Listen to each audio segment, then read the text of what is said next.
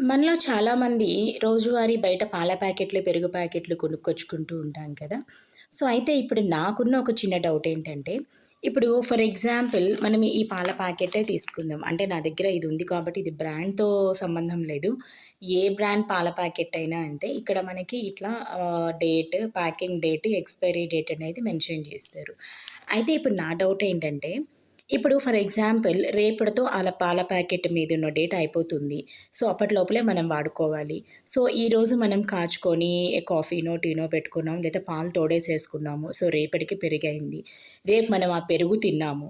ఇప్పుడు ఎల్లుండి అంటే ఈ పెరుగుతో చేసిన మజ్జిగ మనం తాగచ్చా లేదా? అంటే పాల వరకే ఆ డేటా, పాలు తోడేసిన తర్వాత ఆ పెరుగు, మజ్జిగ అది గూడా మనం ఆ డేట్ అయిపోయిన తర్వాత వాడగూడదా? లేకపోతే వాడచ్చా? అట్లానే ఇంకొకటేంటంటే, ఇప్పుడు మనకి పెరుగు ప్యాకెట్ మీద కూడా డేట్స్ అనేది ఉంటుంది. ఎక్స్‌పైరీ డేట్ అనేది. ఇప్పుడు ఫర్ ఎగ్జాంపుల్ రేపటితో ఆ పెరుగు ప్యాకెట్ మీద డేట్ అయిపోతుంది. సో, అంటే రేపటి లోపలే మనం అది తినేసేయాలి. అది మజ్జిగ చేసి పెట్టుకున్నా గానీ మనకి ఎల్లుండికి పనికిరాదా? సో, ఇవి ఇవి విన్న తర్వాత మీరు ఇవేంటి ఇలాంటి పనికిమాలిన డౌట్‌లు అని మాత్రం అనుకోవద్దు. మరి నాలానే చాలామంది ఉన్నారేమో నాకైతే తెలీదు. ఎప్పుడు పాల ప్యాకెట్ మీద డేట్ చూసినా కానీ ఎక్స్‌పైర్డ్ నాకొచ్చే ఫస్ట్ డౌట్ ఇదే అనమాట. అంటే పాల వరకే ఆ డేట్ ఉంటుందా? ఆ డేట్ అయిపోయిన తర్వాత ఆ పాలతో తోడుబెట్టిన పెరుగు మనం తినచ్చా? తినకూడదా? ప్లీజ్ ఎవరికైనా గనక చెప్పాలనిపిస్తే ప్లీజ్ కామెంట్ చేసేయండి.